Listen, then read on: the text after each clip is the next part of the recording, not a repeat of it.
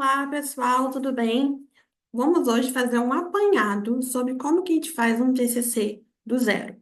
Essa aula aqui não tem como ficar pequena, tá? Mas eu vou resumir as principais informações e dúvidas que geralmente aparecem para mim quando a pessoa vem, né, contratar meu serviço e tudo mais, tá? Claro, a gente ainda vamos ter, né, o lançamento do TCC em 10 dias. As aulas vão ser no dia, se não me engano, 3, 4 e 6 do mês que vem, agora em abril, tá? Abril de 2025, que eu não sei quando é que você vai estar assistindo essa aula, mas vamos estar trabalhando aqui o que que é um TCC, como a gente monta e tudo mais, tá? Primeira coisa que eu quero explicar para vocês é porque surge muito essa questão, o meu TCC. Não, mas o meu é artigo. Mas o meu é monografia. Gente, TCC se chama trabalho de conclusão de curso. Ele pode ser um vídeo, ele pode ser um artigo, pode ser monografia, um paper, pode ser 300 coisas, tá? Quando eu estou me referindo a TCC, e aqui eu estou falando de uma pesquisa acadêmica, tá? Independente de qual ela seja. Se for um artigo, geralmente ele vai ter de 15, geralmente, tá? Para um trabalho de conclusão de curso, a 25 páginas. Não, geralmente não passa disso, não ultrapassa isso. Agora, se for uma monografia, geralmente vai ter de 30 a 80 páginas. E aí, como que você sabe isso? Outra dúvida que surge para mim. Depende da sua faculdade. Você tem que entrar ou em contato com o seu orientador, ou com a secretaria da faculdade, tá? O modelo de formatação, a mesma coisa. Formatação, pensa comigo. É uma coisa é você escrever o seu trabalho. Outra coisa é a forma que você vai apresentar ele. Pensa naqueles panfletos, né, que a gente recebe na rua. Cada um não é diferente um do outro. Isso porque cada um tem uma formatação. A mesma coisa são a universidade. A universidade tem geralmente uma regra básica para referência e citação, que é a ABNT, tá? Que eu vou citar mais para frente aqui. Só que tem outras características, por exemplo, capa, tipo de letra e tal, que a faculdade, ela geralmente vai estar te falando no manualzinho que ela tem ou num templatezinho que ela já disponibiliza para você é, no formato Word, tá? Para você só editar e escrever.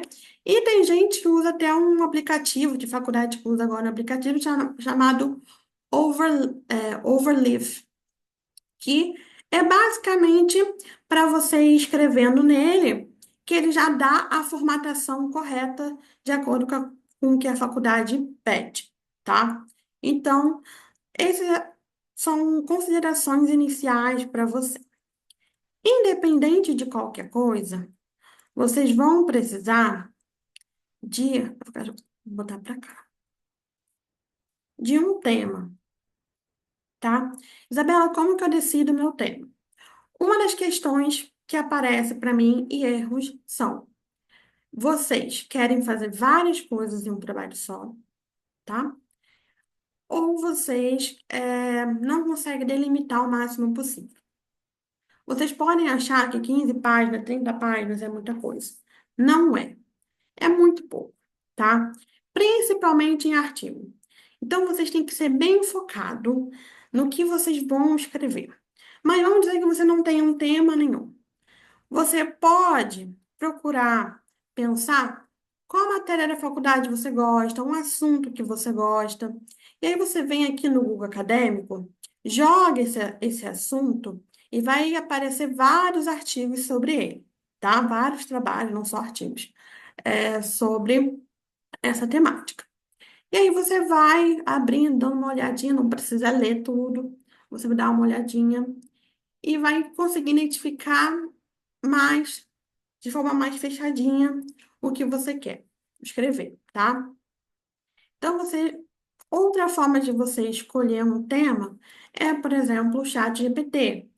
Mas, para um tema ser delimitado, ele precisa pelo menos ter um a dois, pelo menos, né?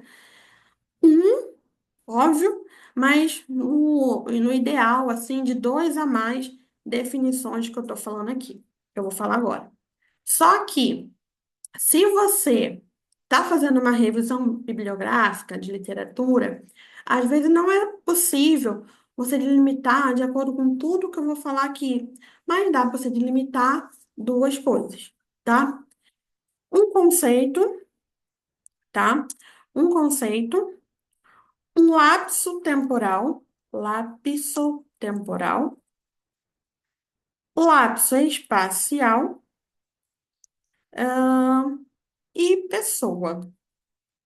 Por exemplo, se você quer falar sobre violência doméstica, você pode falar sobre lei, você pode falar sobre a perspectiva da mulher, sobre a perspectiva da criança, você pode fazer uma análise de dados no período de tempo, você pode falar sobre os prejuízos na saúde mental, pode falar sobre política pública. Uma simples violência doméstica tem uma gama de situações que você pode abordar, e isso acontece para todos os temas, tá? Todos mesmo. Então, por isso que a gente delimita um conceito. Tá? Dentro de violência doméstica, eu quero falar sobre saúde mental. Ou então, quero falar sobre os prejuízos dessa violência, né, para as crianças, tá? Então, eu peguei um conceito. Um lapso temporal. Um lapso temporal, vamos dizer assim, eu quero saber sobre os dados de violência doméstica, ou do censo escolar, ou de qualquer outra coisa e geralmente, gente, tudo tem dado, tá? Você joga no Google normal, Google normal, dados sobre X, relatório sobre X, observatório sobre X. Geralmente tem publicação, tá? Como eu atendo muita gente de vários cursos, às vezes eu fico até surpresa sobre a quantidade de relatórios, de informações que nós temos, inclusive oficiais, né? Porque nós temos, às vezes, dados do governo, oficiais, e dados, assim, de organizações, como ONGs e tudo mais, que fazem essa coleta desses dados. Tá? Então, um lapso temporal, então, um período de tempo, né? Ah, de junho a março, de 2010 a 2020. Então, você escolhe aqui um período, tá? Espacial é para você trabalhar num contexto de uma cidade, de um bairro, cidade, estado e país, tá? Claro, às vezes, inclusive, né, tipo, numa escola, numa academia, num hospital. Então, isso aqui geralmente, quando é muito específico assim, em escola, hospital, já é uma pesquisa que foge da bibliográfica, né? Que é uma pesquisa geralmente que você vai fazer uma entrevista, uma análise de dados, ou um questionário, ou uma observação, alguma coisa assim. E que nem toda faculdade permite sem passar pelo comitê de ética, tá? Então, se você vai fazer análise de dados que estão disponíveis na internet ou revisão bibliográfica, é importante que antes de você definir o seu tema, você veja se existem esses dados, tá? Então, antes de você organizar, delimitar ele bem certinho de acordo com esses tópicos, é importante que você veja a viabilidade desse tema, tá? Quando eu comecei a falar sobre TCC alguns anos atrás, eu falava muito sobre isso, sobre como saber se meu tema é bom, né? Uma das coisas é saber que é relevante para a sociedade, né? De alguma forma para alguém. Saber que tem artigos, trabalhos publicados sobre isso ou embasamento teórico para isso, tá? A outra seria você ter um orientador para isso. E a outra é você ter tempo para isso. Porque não adianta você, eu quero fazer tal pesquisa, e você não tem tempo. Por exemplo, eu acabei de mudar o tema da minha dissertação de mestrado. Por quê? Meu trabalho atualmente exige muito de mim, exige muito tempo, tá? Por exemplo, hoje eu nem estou indo, nem fui para a minha aula do mestrado. Então, eu tinha feito uma pesquisa onde eu teria que ir para uma escola várias vezes e aplicaria todo um parâmetro, além de todos os materiais que teria que elaborar. Eu falei, isso não tem tempo para isso. Então, eu modifiquei minha pesquisa para que ela fosse viável por o tempo que eu tenho, tá? E pessoa é você, igual da violência, né? Você saber, quero falar da mãe, quero falar do agressor, quero falar da criança, quero falar do assistente social, do enfermeiro, do médico, do advogado. Então, você definir qual é o olhar que você vai tratar. Não adianta você tratar, por exemplo, em 15 páginas, você querer falar de todo mundo. Você, primeiro que você não vai acabar falando sobre ninguém. Que você vai citar todo mundo e vai ficar uma coisa tão superficial que, assim, não vai ser aprovado o seu trabalho, tá? Começa por aí e já é o argumento suficiente. Então, você tem que escolher uma pessoa para você trabalhar dentro do seu contexto, tá? A não ser que você queira só, por exemplo, analisar dados. Aí você pode pegar todos os dados. Você pega dado, e beleza, você está fazendo um estudo analisando, por exemplo, um relatório, tá? Então a gente começa do tema. Depois que a gente. Eu não quero para lá, eu quero para cá. Depois que a gente faz o tema, a gente faz uma estrutura. Essa estrutura, ela é basicamente todo aquele esquemazinho que vai estruturar. Um erro que, hoje em dia, por causa do chat GPT, ocorre menos do que já ocorreu anteriormente, quando eu comecei a dar aula sobre isso. Que é o seguinte: vocês pegam a estrutura, vocês começam a escrever sem fazer uma estrutura correta, sem rascunhar, sem organizar o que vai ser escrito, tá?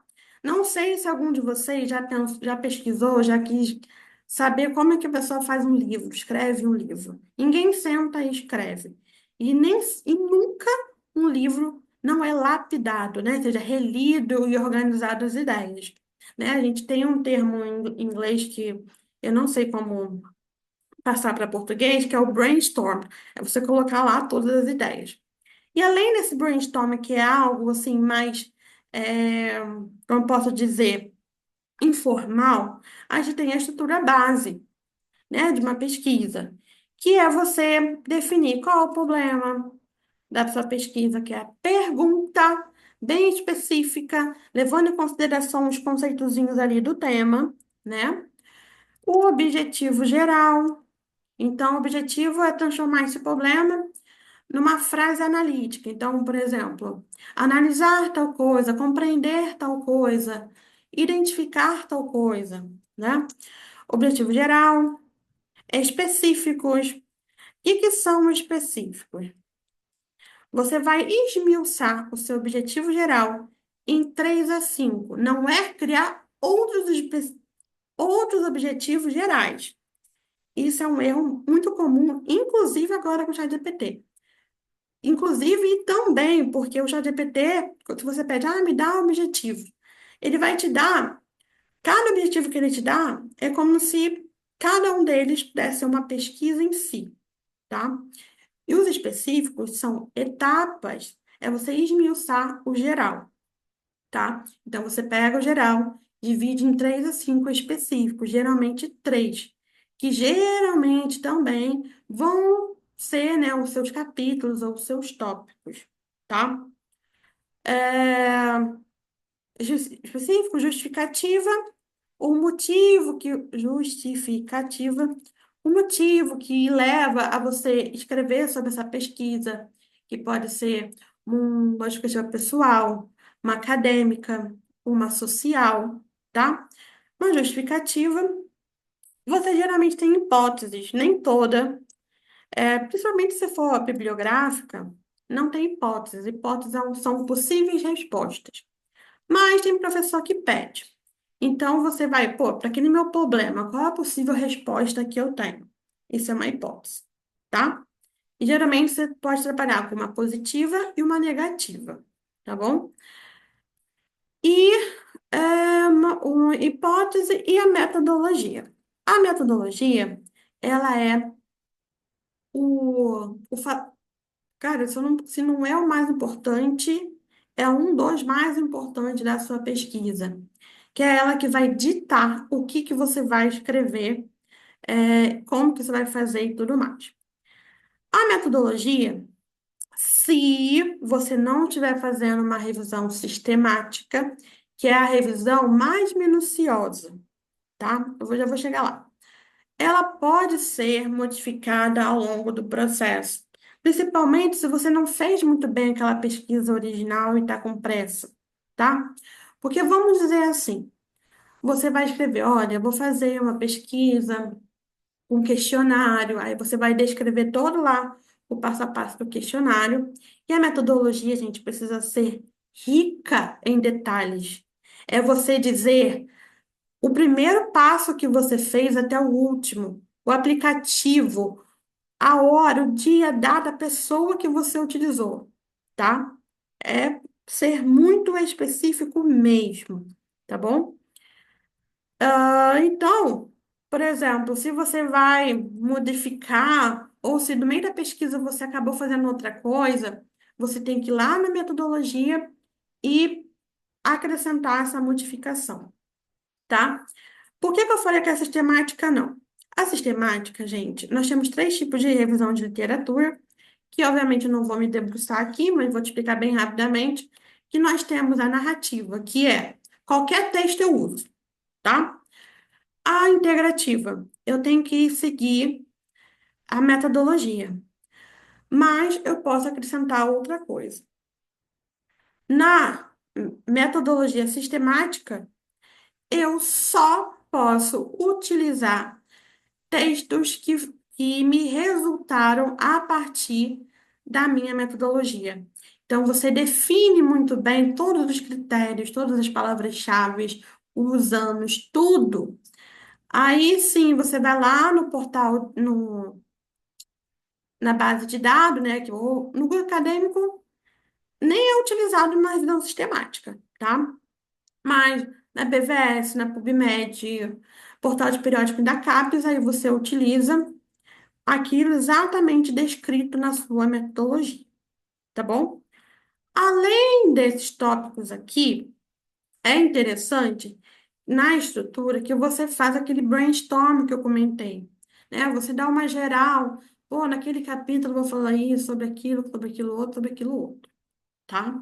É bom você ter isso, principalmente após você começar é, já a pesquisa de materiais para sua pesquisa, tá bom?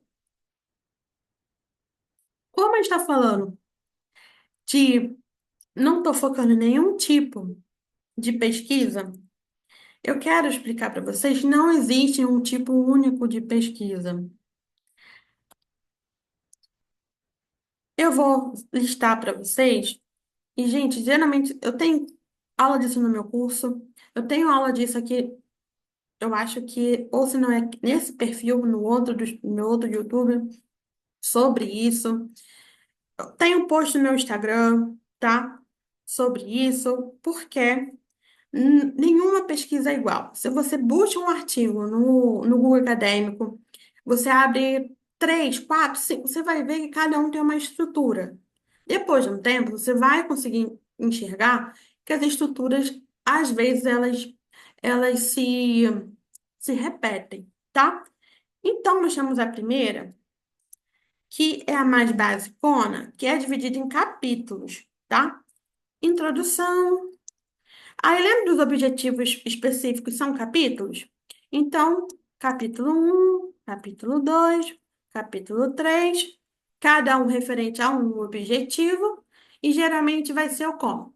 Primeiro eu vou falar sobre um tema mais geral, depois de um tema mais específico, e por último, ou um tema super específico, ou a interseção dos dois primeiros, tá? Conclusão e, claro, as referências.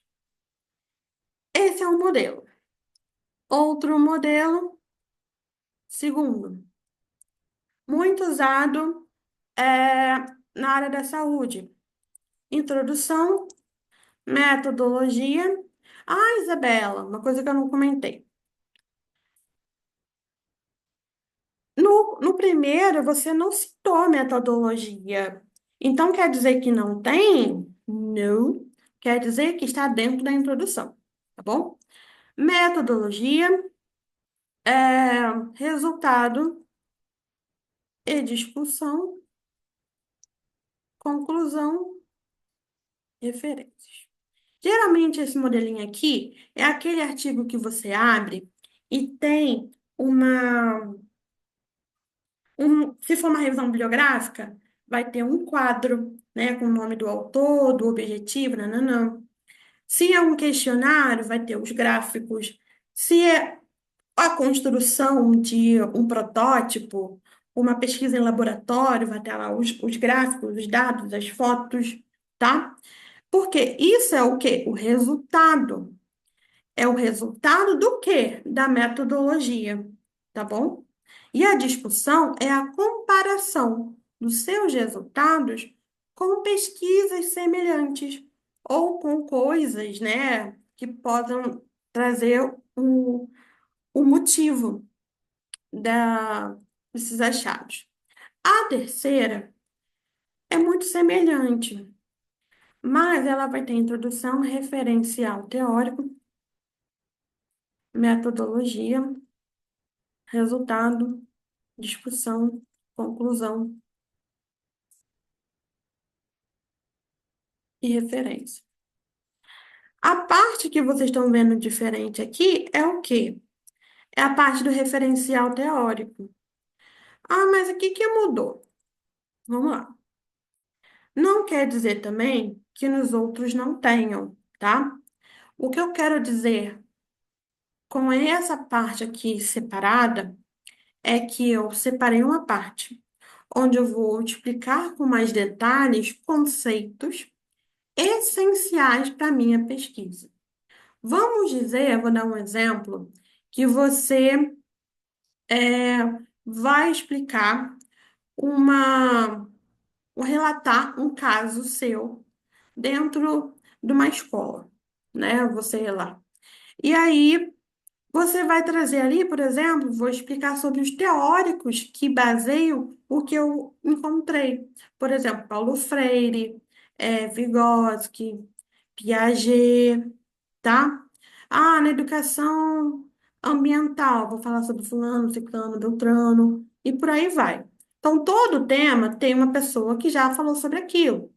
Então, aqui a gente chama de referencial teórico, ou seja, quem é o teórico, quem é o autor, que é referência sobre aquele tema. E aí você pode dividir em tópicozinhos e, e falar sobre aquelas temáticazinhas, tá? Metodologia. E também não quer dizer que nos outros dois isso também não tenha. Geralmente vai estar na introdução e na discussão. Enquanto na parte dos capítulos, né? Então, todos eles vão ter teóricos, todos vão ter. Então, eu só modifiquei aqui a forma de organização, que geralmente vai muito mais da sua área, tá?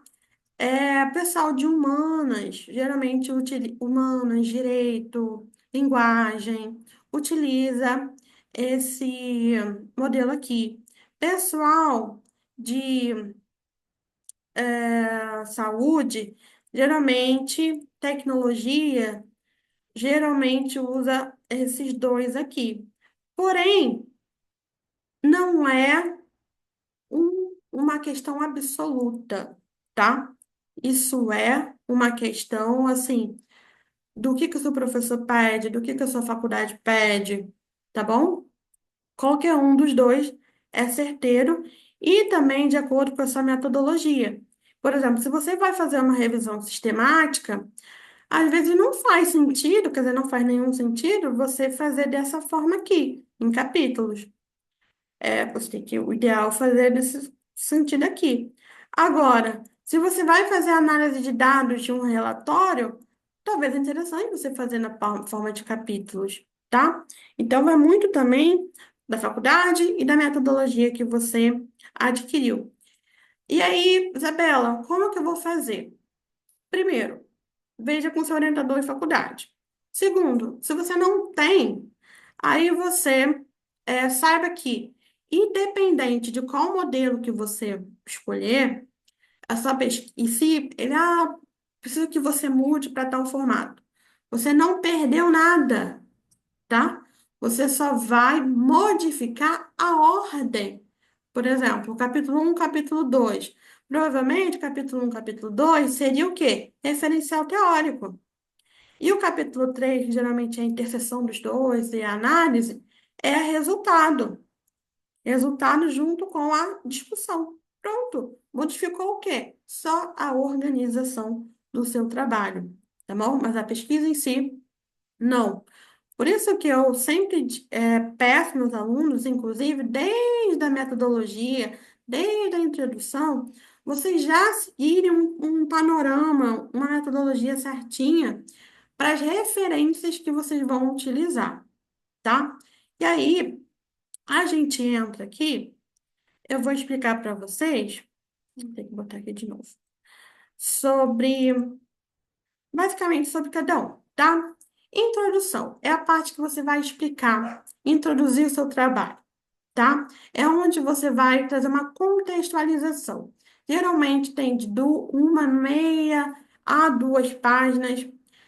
Quando o professor pede, escreve aí 5 páginas, é porque ele quer que você traga o referencial teórico para dentro da introdução, tá? E aí ele quer que você expanda, os assuntos, tá bom? Algo muito pessoal de cada professor, cada orientador, tá bom? E mais basicamente a introdução você começa, faz ali 2, 3, 4 parágrafos explicando os conceitos. Eu, inclusive, uma dica, gosto de começar, inclusive, o primeiro parágrafo ou com dado ou com alguma coisa assim que me chame a atenção, tá? Então, por exemplo, ó, violência doméstica. Em 2024, 10 mulheres sofrendo violência doméstica. Por exemplo, um dado que chama atenção, aí você vem depois explicando os tópicos principais do seu trabalho. E é dentro da introdução que você coloca aquela estrutura que a gente falou anteriormente. Problema, objetivo, justificativa, hipótese e metodologia. Isso dentro da introdução, tá? Capítulo, forma de desenvolvimento. Tanto os capítulos, método, ou resultado de discussão, referencial teórico, metodologia, resultado de discussão. Isso é chamado de desenvolvimento. É a forma que você vai desenvolver a sua pesquisa, tá? Então, é o momento que você aplica a sua metodologia, encontra estudos, faz análise dos estudos, faz análise de dados, ou você traz, né, os seus dados da sua pesquisa e coloca, escreve sobre ele. Importante, toda afirmação tem que ter citação. Então, a Covid é tal coisa. Você sabe o que é Covid? Eu também sei. Mas na hora que você coloca isso no papel, tem que botar uma citação, um autor, tá? A educação passa por problemas. Uma afirmação. Quem afirmou isso? Você tem que colocar. O momento que você não coloca citação, eu vou explicar mais detalhes que é citação, mas basicamente o que a gente precisa saber agora é que é um autor, tá? É quando você faz uma análise ou uma conclusão de algo, tá? Então, todos os parágrafos vão ter que ter citação se você não está fazendo uma conclusão, uma análise, tá bom? Isso no desenvolvimento, tá, galera? Na introdução, a gente às vezes coloca esses primeiros parágrafos de contextualização. No restante, não. Na conclusão, é literalmente o que você concluiu do trabalho. Não leva citação nenhuma. Então, depois de tudo que você falou, qual a conclusão que se chega? É isso que você vai colocar. E referências todas as citações utilizadas no seu trabalho, elas vão se transformar em referências, tá? É, expliquei cada um, referencial teórico, metodologia, resultado de discussão. Expliquei todo mundo aqui, tá? Agora, outra parte importante para a gente falar é justamente citação e referência. Acabei de dar um spoiler, né, sobre o que que é cada uma dessas coisas, mas eu quero mostrar aqui citação e referência.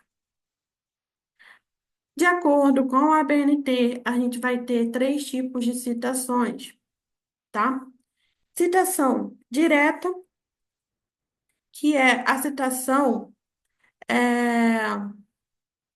vou copiar, enquanto eu vou falando, vou copiar um aqui. Citação direta, que é a citação onde a gente copia e cola a frase de alguém, tá? Citação indireta, quando a gente explica a fala de um autor, tá? Mas usando as nossas palavras. E a última é aquela famosa citação de citação, tá? Quando a gente fala de citação, além dessa questão que eu acabei de comentar, que tem que ter, e que existem tipos diferentes, tem uma questão muito importante que é a formatação. Então, quando você abre o Word, vocês sabem, né, que tem um tipo de letra, tamanho da letra, essas coisas, né?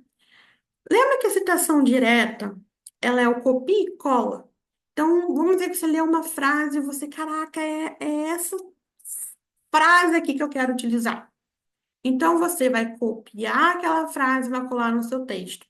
Só que, se você não colocar o nome do, entre aspas, né, essa frase, o autor, o ano do livro ou do artigo e a página onde se encontra, você vai estar cometendo plágio. Então, plágio é apenas você utilizar a ideia de um outro autor sem falar que é dele, tá?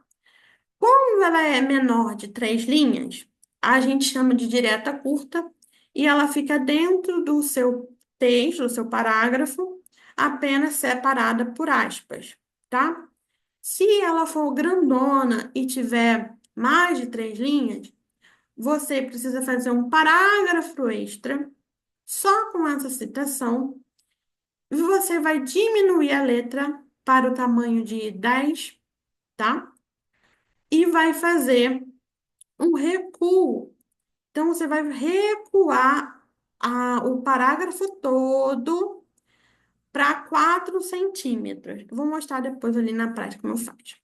Citação indireta, de acordo com a BNT, ela é quando, por exemplo, expliquei da Covid. A Covid é tal, tal, tal, tal, tal, tal, tal, tal, tal.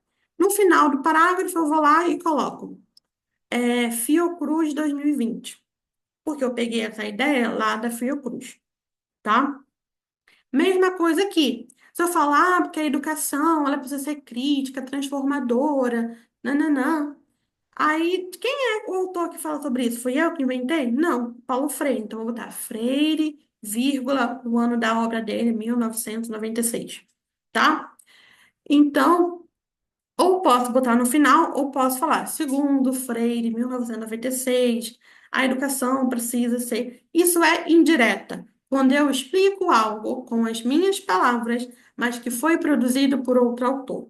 Direto eu copio e cola, e indireto, copia e cola indireta quando eu explico, tá? E a gente tem aqui o outro formato, que é o APUD, citação de citação.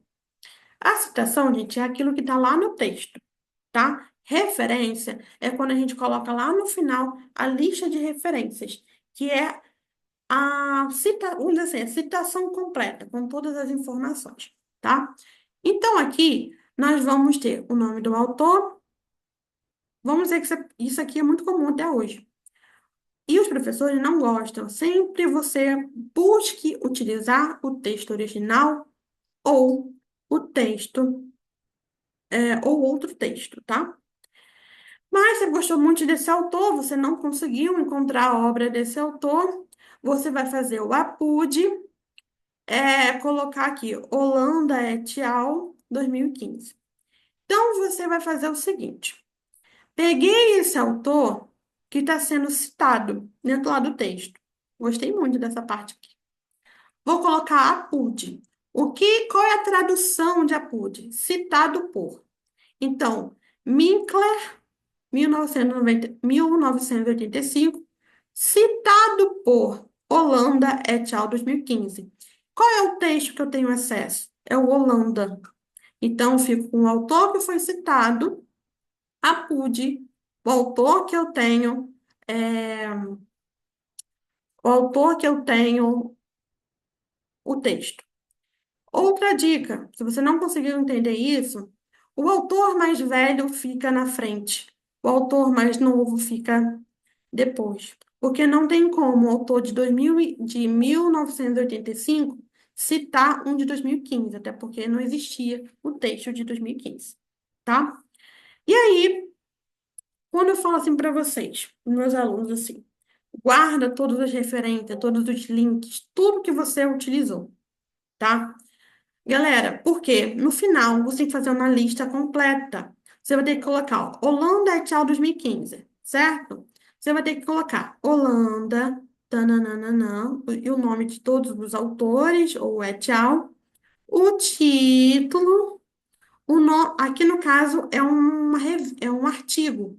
Então, foi publicado nessa revista. Revista Saúde, do Rio de Janeiro, volume 20, número 1, página tal a tal, janeiro de 2015.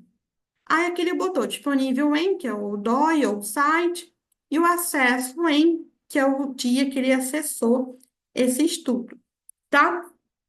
E aí, entra inclusive uma coisa, seguinte, como que eu referencio o site? Livro, artigo, Instagram. Gente, a ABNT, ela está disponível para todo mundo no Google. Então, e tem vários sites que te ajudam nisso. É só você jogar aqui, ó, como referenciar livro na ABNT. Vai estar aqui, ó, te explicando como é que você faz a citação. Isabela, tem mais de um autor, tem dois, três, quatro, cinco. Mesma coisa, tá? Agora, só porque eu cliquei aqui, não tá abrindo. Mas tudo tem que. Como é que eu faço para citar um texto? Ó? Livro. Como é que faz um livro? Ó, livro com autor, livro com dois autores, mais de três. Então, tem tudo aqui para vocês. Não há desculpa. Foi assim que eu aprendi. E não tem como te falar para vocês esse vídeo aqui sobre tudo, gente, porque existe lei, existe jurisprudência, existe site, livro, revista. É infinita as possibilidades de coisas que você pode referenciar. Então, ninguém sabe. Eu sei assim, de qual é salteado livro e artigo, porque é muito comum, mas, e site, né? Mas tem outras coisas que eu não sei. Então, como é que eu vou descobrir? Ou eu vou nesse site que faz um resumozinho, né? Esse aqui da SPM é maravilhoso, ele fala sobre tudo, ó, citação direta, indireta e como que faz a referência. E, ou, né, você vai procurar direto a ABNT. Você vai botar lá, ABNT, regra de citação, regra de referência. E você vai ter, tá? Isso é uma coisa muito fácil de você encontrar na internet, tá bom? Então, isso aqui é o básico que você precisa ter para fazer um texto, tá bom? Agora, nos dias 3, 4 e 6, eu vou trazer para vocês uma explicação disso aqui, de como que vocês vão conseguir fazer isso em 10 dias, tá? Ou vezes até menos. Eu botei 10 dias e essa ideia surgiu porque eu fiz o meu em 8 dias. Em 8 dias, sendo 4 finais de semana, então, ou seja, sábado e domingo de um mês, né? Então, você não precisa fazer 10 dias seguidos, né? A questão é que você, durante um período de tempo, você só precisa de 10 dias para você fazer o seu trabalho, tá? Claro, dias que você vai se dedicar a isso, tá? Mas eu tenho certeza que eu tirei várias dúvidas de vocês aqui, tá bom? E você já consegue aqui escrever o seu trabalho, tá bom? Então, vejo vocês na próxima aula e também no intensivão do TCC em 10 dias. Até lá.